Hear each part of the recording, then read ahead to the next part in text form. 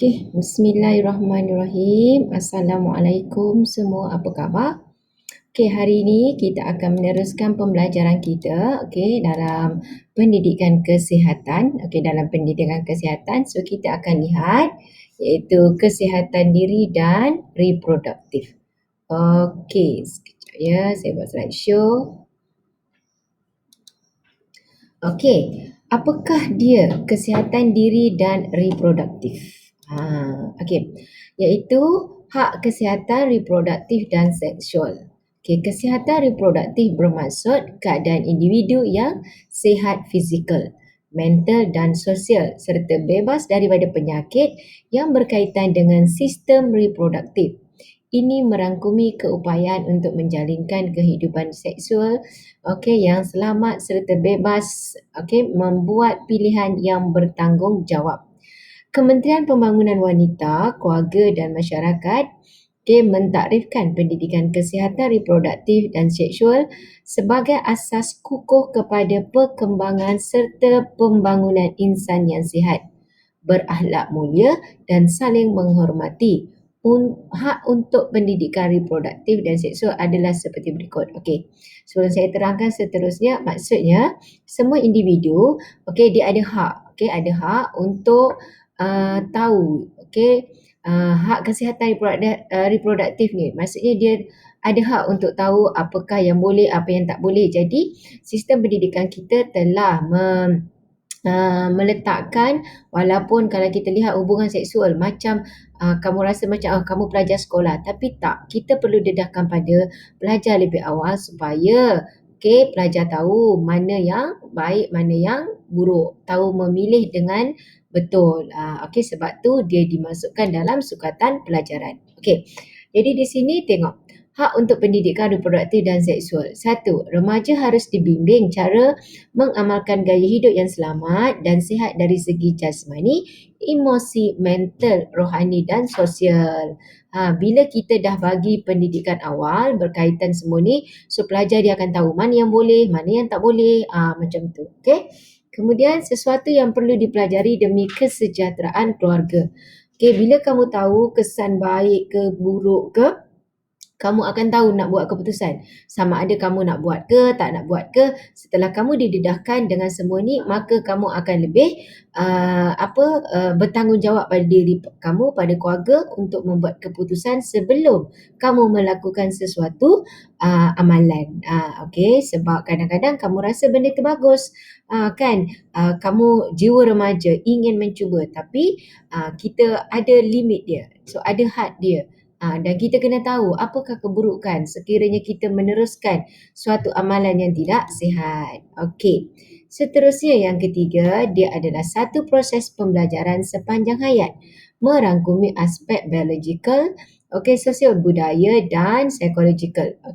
So maksudnya kat sini, dia ni kena ajar daripada awal, supaya dia tahu kalau dia buat macam ni apa jadi, kalau dia tak buat macam ni apa jadi. So dia akan lebih berhati-hati. Kalau tanpa pembelajaran, tanpa panduan, so pelajar dia akan ingin mencuba. So dia akan cuba je sedangkan dia tak tahu akibat buruk yang akan berlaku. Jadi pendidikan ini diberi lebih awal supaya pelajar akan ada panduan. Kemudian dia kata mengamalkan tingkah laku yang baik dalam kehidupan demi mengukuhkan institusi kekeluargaan. Macam saya dah sebut tadi. Bila kamu dah tahu baik buruk dia semua, so kamu akan lebih bertanggungjawab pada diri, pada keluarga kamu. Perlu tak buat tu? Perlu ke saya teruskan? Contohnya kan, sebelum kamu membuat keputusan, jadi kamu akan berfikir, kamu akan tengok, apa kesan sekiranya aku lakukan? Apa kesan kalau saya tak lakukan? Contoh macam tu. Jadi bila kita dah beri pendedahan lebih awal, kamu akan membuat keputusan dengan panduan.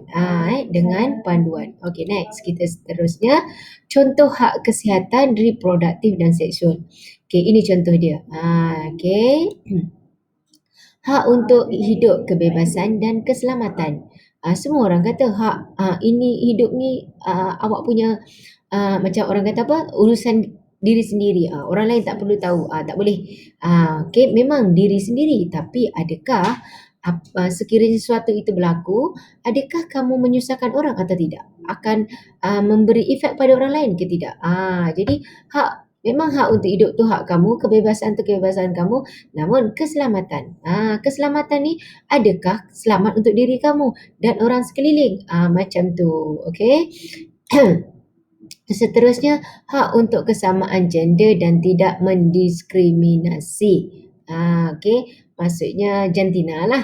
Kita tak boleh lebih pada perempuan je, tak boleh pada lelaki je, macam tu. Okey, hak untuk bebas daripada penyiksaan, kekejaman dan menghukum. Jadi bila kamu dah tahu semua tu, kamu ada pendedahan lebih awal, so kamu tahu sekiranya kamu buat sesuatu ni, apakah kesannya? Adakah kamu akan rasa terseksa ataupun kamu rasa seronok ataupun kamu rasa bahagia? Contohnya. Okey. Dan seterusnya kat sini kita tengok hak untuk hidup kebebasan dan keselamatan. Memberi hak kepada yang berhak menerimanya serta mengenakan hukuman kepada manusia yang bersalah demi memastikan kita hidup dengan bebas dan selamat. Jadi macam saya kata tadilah, walaupun ini hak kamu, kebebasan diri kamu, tapi kita kena tengok dia ni adakah akan akibat dengan orang persekitaran kita, macam tu. Konsep persamaan hak perlu diamalkan dalam kehidupan manusia yang terdiri daripada pelbagai etnik, bangsa dan keturunan. Okey. Kita berhak untuk hidup aman, damai dan bergerak bebas. Ya, kita memang berhak untuk hidup aman, damai, bergerak bebas. Namun, sekiranya kamu telah didedahkan dengan semua pendidikan ini lebih awal, so kamu akan tahu mana batasan yang perlu kamu jaga. Okey, sebab semua yang berlaku ni bukan efek pada diri kamu tapi juga pada orang sekeliling, keluarga kamu. Okey. Hak untuk kesamaan gender dan tidak mendiskriminasi. Apa dia tu? Wanita dan lelaki, macam saya kata tadi, tak kisah, tak ada hak lebih pada lelaki ke lebih pada perempuan, tak ada. Wanita dan lelaki diberi peluang yang sama untuk memajukan diri, keluarga, masyarakat dan negara. Contoh kat negara kita, orang perempuan dia berhak nak kerja. Ada negara yang limit. Dia kata perempuan tak boleh pergi kerja, contoh. Perempuan macam ni. So di negara kita tak ada semua ni, tak ada sekatan hak untuk ikut jantina. So semua orang boleh pergi kerja. Contoh macam itulah. Lelaki dan wanita mempunyai hak yang sama berdasarkan kelayakan akademik, kemahiran dan kebolehan mereka untuk meningkatkan sumbangan kepada ekonomi negara. Ni yang tadi saya kata, maksudnya lelaki ke perempuan ke dia ada hak untuk bekerja. Tapi bekerja tu bukan sesuka hati, maksudnya awak boleh kerja kat mana-mana. Tidak, dia kena berdasarkan kelayakan akademik. Kalau kelayakan akademik kamu bagus, maka kamu bolehlah menjawat jawatan yang bagus. Macam tu. Kan, jadi SPM dah nak dekat dah. Jadi kena buat betul-betul. Wanita hari ini diberi peluang menceburkan diri dalam pelbagai bidang seperti korporat, keusahawanan, kejuruteraan dan pertahanan setaraf dengan kaum lelaki. Jadi apa yang orang lelaki buat, perempuan pun boleh buat. Boleh kerja jadi tentera, perempuan boleh. Nak jadi jurutera pun perempuan boleh. Nak berniaga, perempuan pun boleh. Okey, seterusnya hak untuk bebas daripada penyiksaan, kekejaman atau menghukum. Apa yang dimaksudkan dengan ini? Seorang pesalah perlu dijatuhi hukuman yang setimpal dengan kesalahan yang dilakukan mengikut lunas undang-undang. Jadi hak dia bebas daripada penyiksaan, kekejaman atau menghukum.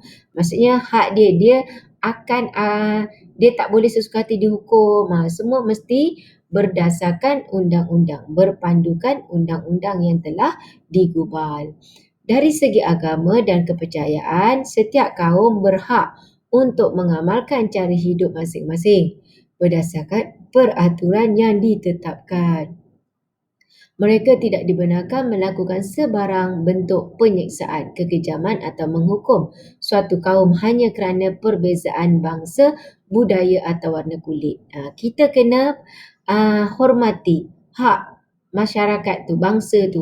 Contohnya, okey, ada bangsa atau agama dia tak boleh buat macam ni, kita tak boleh buat macam ni. So kita tak boleh kutuk-kutuk dia. Kita tak boleh kata dia, macam kenapalah macam ni, tak boleh.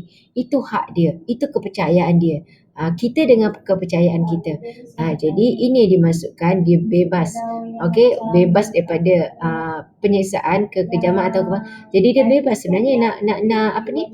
Nak percaya apa-apa pun. Janji, dan kita ni pula masyarakat yang lain kena hormati apa yang dia kata. Kalau dia kata A, kamu kata B, tak boleh kata A itu salah. Sebab itu adalah dia punya kepercayaan. Macam tu.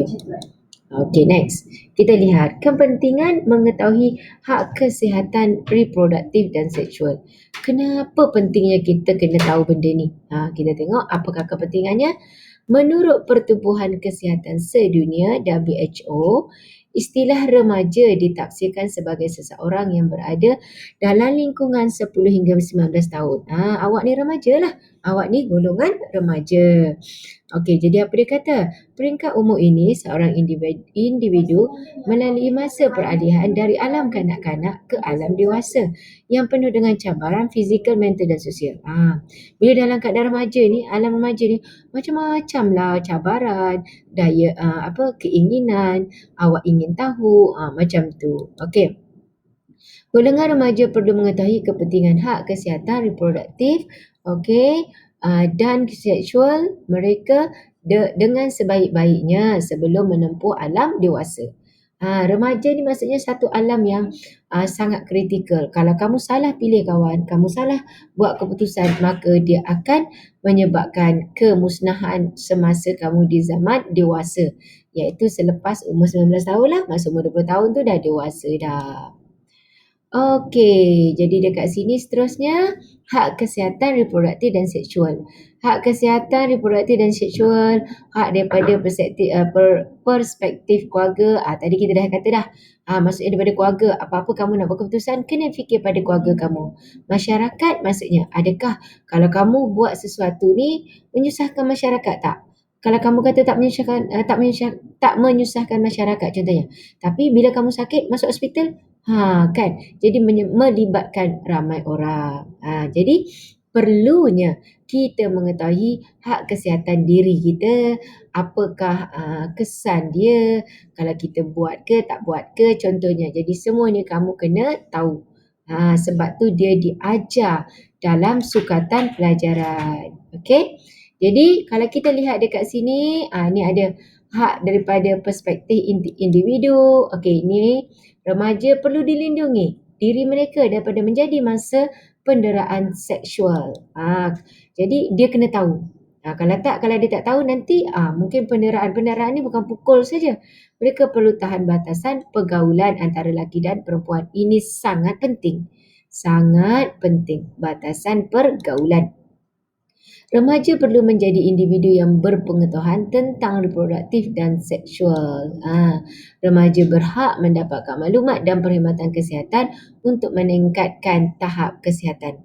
Jadi awak kena tahu hak diri awak ni sebagai seorang individu. Ini dia. Okey, ada 1, 2, 3, 4. Remaja perlu dilindungi, kena tahu batasan pergaulan, okey, perlu tahu individu tu kena berpengetahuan tentang ilmu-ilmu inilah reproduktif dan seksual ni. Dan remaja berhak mendapat maklumat dan perkhidmatan kesihatan. So ini hak daripada perspektif individu. Okey. Macam mana pula daripada perspektif keluarga?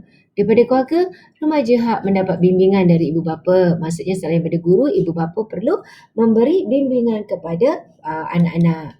Okey, remaja perlu diberi pengetahuan tentang sentuhan selamat dan tidak selamat. Jadi kena hati-hati. Seterusnya, remaja perlu lebih terbuka untuk berkongsi masalah. Sebab tu, kelas yang sebelum ni, saya ada terangkan pasal perkongsian masalah pada keluarga. Sebab keluarga adalah tempat kamu berkongsi masalah yang paling selamat. Kan sebelum ni kita telah bincangkan secara luas, secara panjang lebar pasal perkongsian masalah kan. Okey.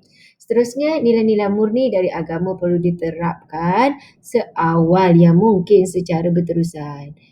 Daripada pegangan agama kamu. kena bagi tahu apa dia hukum hakam dia lebih awal. Okey? Dan hak daripada perspektif masyarakat. Okey? Jadi apa dia? Remaja perlu dilindungi daripada terjebak dalam gejala sosial. Masyarakat akan hubungi, melindungi. Macam saya kata kaunselor hari tu kan. Kemudian apa seterusnya? Golongan remaja perlu mendapat bimbingan daripada masyarakat tentang kesan dan akibat gejala sosial yang mudah mempengaruhi diri mereka. Remaja perlu peka dengan situasi yang berlaku di sekeliling mereka. Dan menyediakan perkhidmatan kaunseling kan. Hari tu saya dah sebut dah, kaunseling. Sangat pentingnya kaunselor. Jadi kamu ada masalah ke apa ke, kamu boleh share dengan kaunselor. Atau yang paling penting tadi, pada ibu bapa. Okey, so itu dia. Jadi dan seterusnya, untuk yang seterusnya kita akan sambung pada kelas seterusnya. Jadi untuk hari ini cukup sampai kamu tahu hak.